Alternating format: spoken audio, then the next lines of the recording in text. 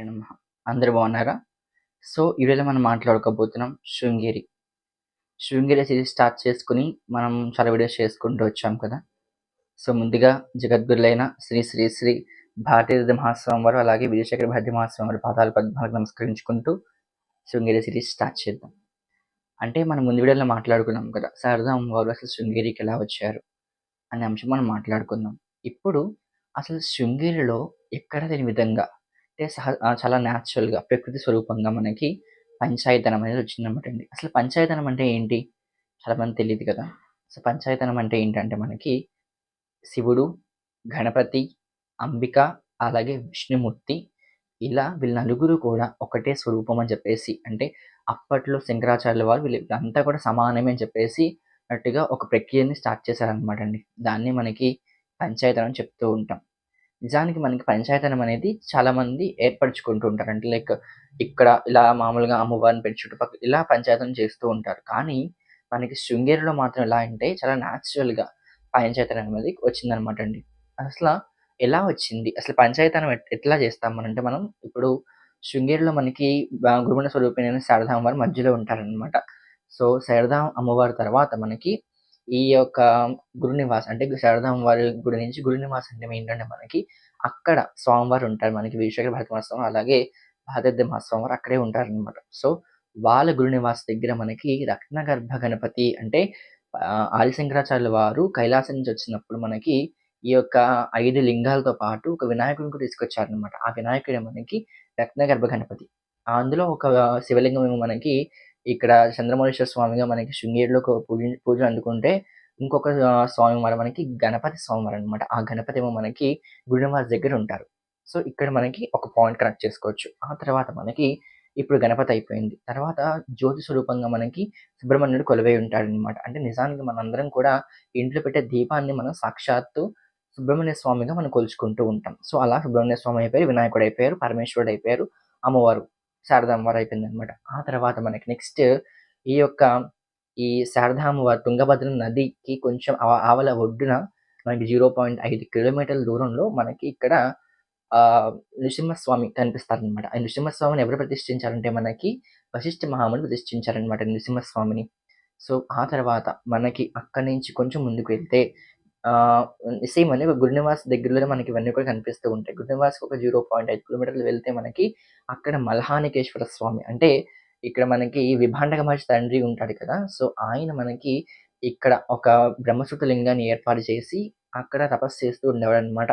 So, ఆ యొక్క లింగం పేరు మనకి మల్హానికేశ్వర స్వామి. అంటే మనలో ఉన్న మలం అంటే మలం అంటే ఏంటంటే మనలో ఉన్న చెడు, పాపము ఇవన్నీ కూడా ఆ స్వామివారు తీసుకుంటారనమాట. అంటే మనల్ని పవిత్రం చేస్తారనమాట ఆ స్వామివారు. సో, ఆయన మల్హానికేశ్వర స్వామివారు. సో, ఆ తర్వాత మనకి కొంచెం ముందుకు వెళ్తే అంటే ఇవన్నీ కూడా గురునివాస్ చెప్పాను కదా! గురునివాస్ కొంచెం ముందుకు వెళ్తే మనకి ఇంకొక సూర్యభగవానుడు ఒక దేవాలయం కనిపిస్తుంది. సూర్యభగవానుడు ఎవరు ప్రతిష్ఠించారంటే మనకి అక్కడ సూర్యభగవానుడు ప్రతిష్ఠించింది మనకి విభాండక మహర్షి అనమాట. సో, ఇలా ఈ యొక్క శృంగేరి అంతా కూడా పంచాయతనం అనేది ఏర్పడిందనమాట అండి. పంచాయతనం అనేది మీకు ఆల్రెడీ అర్థమైంది కదా! మధ్యలో అమ్మవారు ఉంటే అమ్మవారి చుట్టూ ఇక్కడేమో పరమేశ్వరుడు, ఇక్కడేమో వినాయకుడు, సుబ్రహ్మణ్య స్వామి అలాగే సూర్యభగవానుడు అండ్ విష్ణుమూర్తి అనమాట. సో, ఇలా శంకరాచార్యుల వారు దీన్ని ఏర్పాటు చేశారనమాట. దీన్ని పంచాయతనం అని చెప్తూ ఉంటాము. దానికి అక్కడ మనకి టాపిక్ అనేది చాలా ఎక్కువ దొరకదు. సో, ఇక్కడ మీకు రిసర్చ్ చేసి చెప్పాను. అలాగే అక్కడ కొంతమంది లోకల్స్, ట్రావెలర్స్ ఉంటారు కదా! సో, అక్కడ లోకల్స్ వాళ్ళు మాకు తెలిసిన వాళ్ళు కొంతమంది అట్లా వాళ్ళని అడిగితే వాళ్ళేం చెప్పారంటే మనకి ఈ యొక్క శంకరాచార్యుల వారు ఈ కాలిడి శంకర్ కదా! కాలిడి వెళ్లి అక్కడి నుంచి ఒక చేపని పట్టుకొచ్చారనమాటండి. ఆ చేపకి ఒక బంగారు ముక్కు పుడక పెట్టేసి ఈ తుంగభద్ర నదిలో వదిలేసారనమాట. అంటే ఆ సంతతే మనకి ఇప్పుడున్న చేపలని జెప్పేసి చాలామంది చెప్తూ ఉంటారు. ఆ తర్వాత కొంతమంది ఏం చెప్తూ ఉంటారంటే, శారదా అమ్మవారే చేపల రూపంలో తుంగభద్ర నదిలో తిరుగుతుంది, విహరిస్తుందని జెప్పేసి కొంతమంది చెప్తూ ఉంటారు. ఇదెక్కడ మనకి పురాణాల్లో లేదు గానీ, అక్కడ లోకల్స్, ట్రావెలర్స్ వాళ్ళు చెప్పే విధానంగా మనకు అర్థమవుతుందనమాట. సో, ఇలా మనకి ఆ చేపల స్టోరీ అనేది ఇలా జరుగుతుంది. నిజంగా మనకి శృంగేరిలో ఇంకొక అద్భుతమైన విషయం ఏంటంటే మనకి జగద్గురులు. జగద్గురులు అంటే మనకు తెలుసు కదా! ఇప్పుడున్న మన భారతీయ తీర్థ మహాస్వామి, వీరశేఖర భారతి మహాస్వామి వారు. ఇక్కడ మహాసన్నిధి, సన్నిధి అని చెప్తూ ఉంటారనమాట. మహాసన్నిధి వారు, స స సన్నిధి వారు అని చెప్తూ ఉంటారు. సో, ఇలా అసలు వీళ్ళు ఎలా ఎంపికవుతూ ఉంటారు? అంటే జనరల్‌గా జగద్గురులు అవ్వాలంటే ఇట్లా మామూలుగా ఎంపికైపోతారా? లేకపోతే ఏమైనా స్పెషల్‌గా అమ్మవారి యొక్క అనుగ్రహం ఉంటుందా? అంటే సాక్షాత్తు శారదా అమ్మవారే మనకి జగద్గురులని ఎంపిక చేసుకుంటుందనమాట అండి. అంటే ఆమె ఎట్లా ఎంపిక చేసుకుందో తెలీదు గానీ, సాక్షాత్ శారదా అమ్మవారు మనకి జగద్గురుని ఎంపిక చేసుకుంటుందనమాట. అంటే ఇప్పుడు మనకి ప్రెజెంట్ ఉన్న జగద్గురు సాక్షాత్తు శారదా అమ్మవారనమాట అండి. అండ్ మనకిక్కడ వ్యాఖ్యాన పీఠం అని చెప్పేసి శృంగేరిలో మనకి కనిపిస్తుందనమాట. అంటే అక్కడ మనకి ఈ యొక్క సన్నిధం వారు, అలాగే మహాసన్నిధం వారు కూర్చొని వ్యాఖ్యానం చేస్తూ ఉంటారనమాట. అంటే ఎట్లా అంటే మనకి అక్కడ కూర్చున్నారంటే సాక్షాత్ వాళ్ళు ఆదిశంకరాచార్యుల వారనమాట. అంటే మనకి శంకర విజయంలో మనకి చెప్తారనమాట. అంటే శృంగేరిలో ఎవరొచ్చినా కూడా అంటే ఆ పరంపరగతలో ఏ ఒక్క జగద్గురు వచ్చినా కూడా నేనే వచ్చాను అన్నట్టుగా మీరు భావించాలని చెప్పేసి మనకి శంకరాచార్యులు వారు చెప్తూ ఉంటారు. సో, అంటే ఇప్పుడు మనకున్న స్వామివారు సాక్షాత్తు శ్రీశేఖర భారతి మహాస్వామి అలాగే భారతీయ మహాస్వామి సాక్షాత్తు మనకి అపర శంకరులు అని చెప్తూ ఉంటామనమాట. అంటే వాళ్ళ యొక్క పరంపరగతలోనే మనకి వస్తూ ఉన్నారు. ఇప్పుడు మనకి భారతీయ మహాస్వామి వారు తన ఆహ్, ఇంకా ఈ యొక్క బాధ్యతంతా కూడా వదిలేసి శారదాంబ ధ్యానంలో మునిగిపోయారు.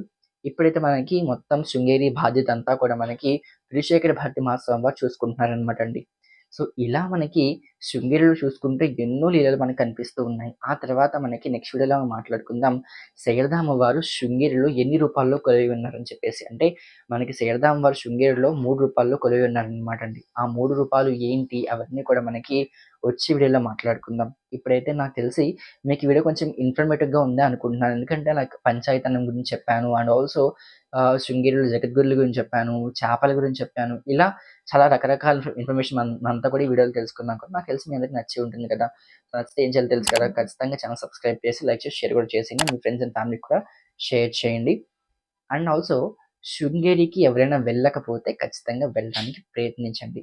ఎందుకంటే శృంగేరి అనేది మనకి చాలా అద్భుతమైన డివైన్ ప్లేస్ అనమాట. అంటే నెక్స్ట్ వీడియోలో మనం శృంగేరిలో ఒక 12 ఎనర్జీ పాయింట్స్ ఉన్నాయన్నమాట. అంటే మెయిన్ పాయింట్ మన కాంచీపురంలో ఎట్లా మనకి మెయిన్ పాయింట్స్ ఉన్నాయో, శృంగేరిలో కూడా అలాంటి మెయిన్ పాయింట్స్ ఉన్నాయన్నమాట. సో, వాటి గురించి మనం వచ్చే వీడియోలో మాట్లాడుకుందామండి. సో, నాకు తెలిసి మీకు నచ్చే ఉంటుంది కదా! So, thank you so much for watching entire video. శ్రీమాత్రే నమః! జై శ్రీరామ్ అండి. శారదా దేవతాయే నమో నమః!